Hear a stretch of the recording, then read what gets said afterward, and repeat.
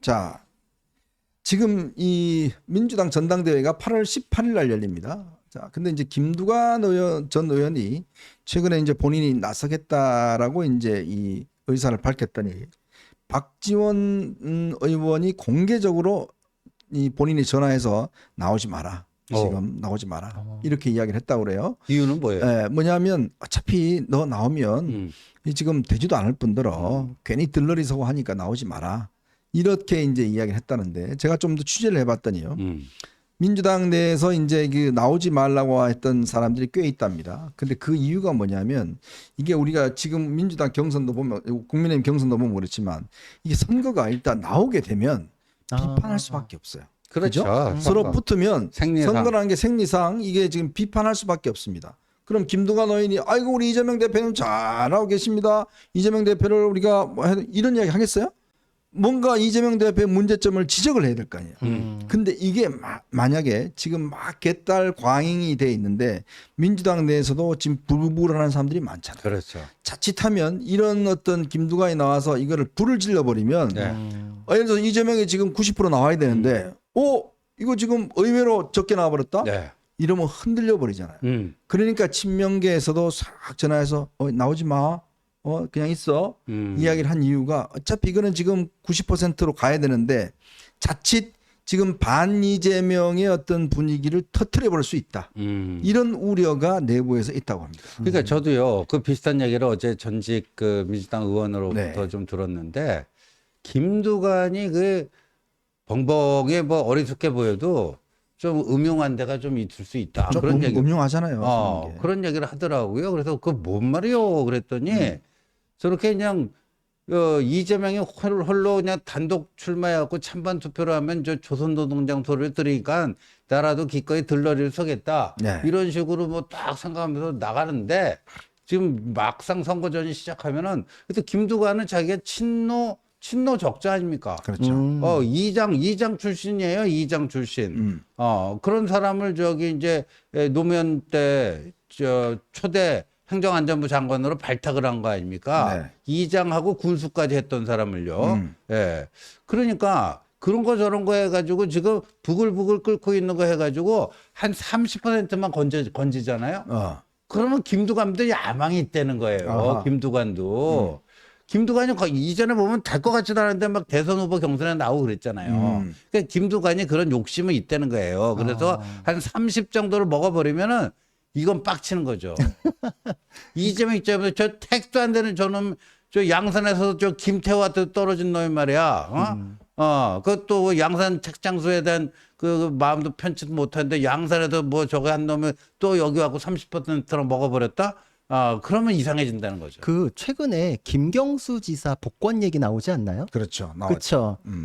김경수 뭐 쪽으로 8월 15일 날 한다는 이야기도 있어요. 그러니까 김경수 쪽으로 쏠리는 거 나한테로 와라. 김두관 의원은 그런 생각이 있을 수 있겠네요. 그러니까 이게 뭐냐면 교두보를 마련하는 거죠. 그쵸. 그러니까 뭐냐면 김두관을 통해서 지금 전부 다 숨죽이고 있는 이 반역 세력들, 반동 세력들, 지금 친문의 반동 세력들이 지금 워낙 지금 개딸의 이 영향이 있고 이재명이 세니까 다들 은인자중하고 있는데 자칫 이런 어떤 트리거가 될 수가 있다는 거예요. 만약에 예를 들어서 경선 나와서 이재명 말이야 당신하고 지금 사법 리스크 많고 막 비난하게 되면 이게 당내에 자칫하면 비주류를 만들어낼 수 있는 토양 그리고 비주류의 세력이 간단찮네 되게 많네 이런 걸 확인시켜 줄 수 있는 거에 되다 보니까 이제 지금 원래 처음에는 경쟁은 좋지 뭐 경쟁한 모양도 좋고 뭐 했는데 가만 생각해 보니까 그게 아닌 것 같다 이런 생각들이 있다는 거예요. 그럴 것 같아요. 지금 10월, 11월쯤에는 이재명 대표에 대해서 선고가 나잖아요. 그렇죠. 그 얘기 언급 안 할 수 없거든요. 그렇죠. 그러면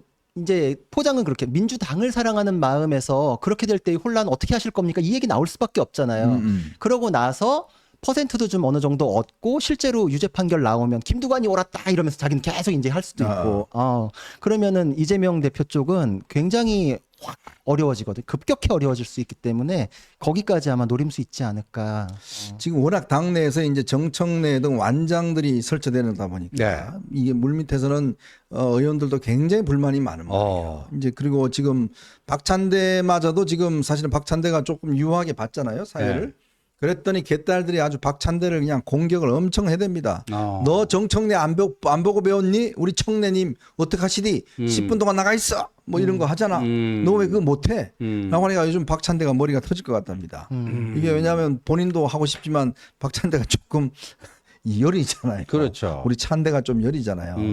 그러다 보니 찬대가 좀 이 상당히 이제 저 청래보다는 좀 착하니까 이거 함부로 말 못하는 거예요. 어제도 보면 운영이 하는데 보면 뭐 하시면 나가게 할 수 있습니다. 말만 했지 못하는 거예요. 그러니까 이제 박찬대마저도 흔들어 버린 겁니다.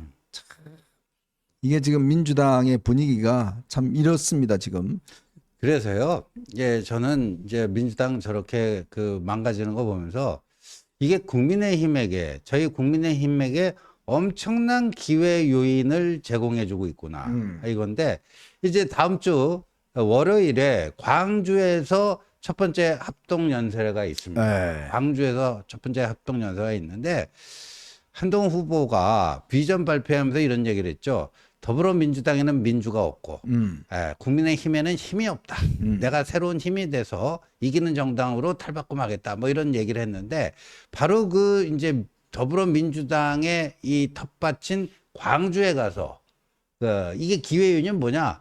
민주당에서는 민주가 실종돼가고 그냥 말라 비틀어 죽고 있는데 정말 민주당보다 훨씬 더 나은 민주적인 정당으로 이 국민의힘을 변모시키겠다. 네. 이거 얼마나 그 좋습니까? 그러니까 민주화의 서사, 예? 지금 산업화 민주화라고 하는 이 대한민국의 그 두 가지 그 찬란한 업적 중에서 산업화의 서사는 이 보수당 쪽에 있었고 민주화의 서사는 민주당에게 있었는데 이제 그 민주화의 서사도 진짜 뺏어올 수 있을 정도의 기회 요인이다. 네. 저는 그렇게 봅니다.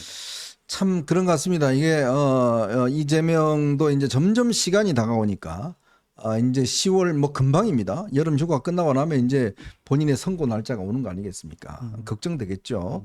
특히 만약에 거기서 이게 당선 무효이 나와버리면 일단 당내 장악력이 확실히 떨어질 겁니다.